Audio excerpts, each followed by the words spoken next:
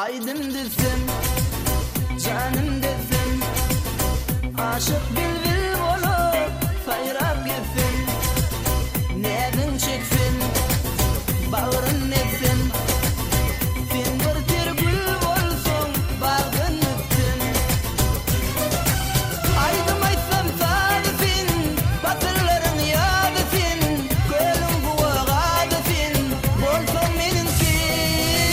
Gözünden ebi, alır bu cani, bir ferifiyen o seninki cani.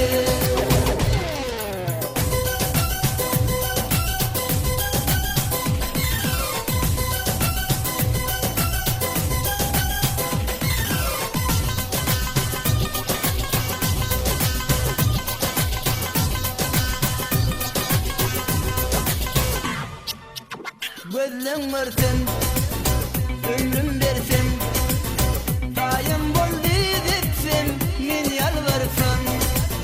Sizle dursun, durmuş kursun, razı minnet yar, özün mırsın.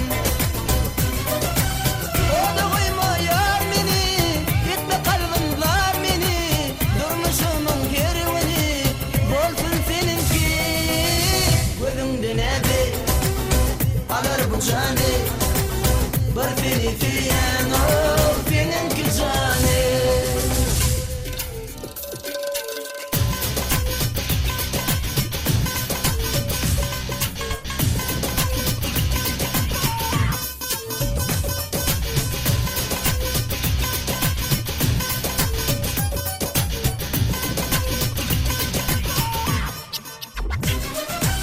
Öçmedi aşkım o defin, üç kaşık bir cadefin, elin peri zadefin, bolsun meninki.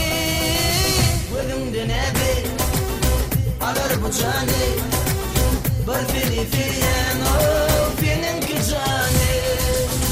Gözünden ebi, alır bu cani, bir ferifiyen